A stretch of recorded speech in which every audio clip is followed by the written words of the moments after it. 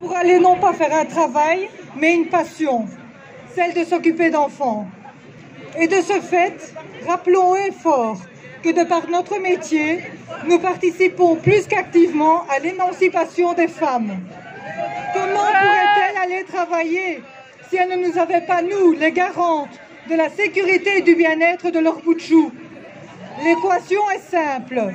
Pas de puéricultrice, pas de possibilité pour la plupart des femmes d'acquérir leur autonomie salariale et sociale. Nous travaillons pour la plupart à temps plein, avec cette pression constante de devoir être parfaite sur tous les terrains.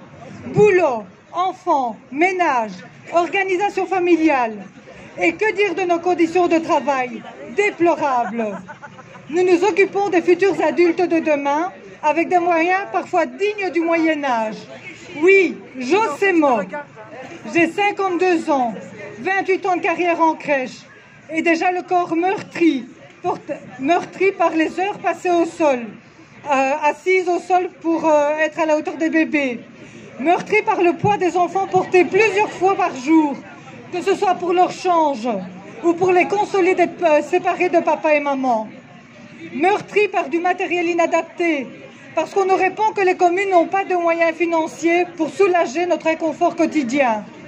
Meurtri par le stress causé par le bruit quasi incessant des cris et des pleurs des tout-petits.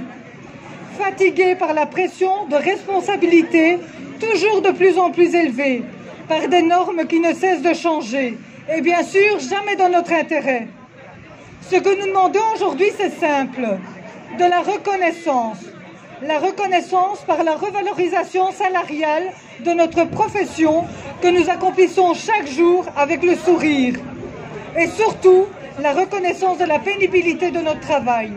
Non, à 67 ans, après une carrière de 40 ans, nous ne serons plus en bon état physique et mental pour profiter d'une pension que nous considérons plus que méritée. Vive les puéricultrices!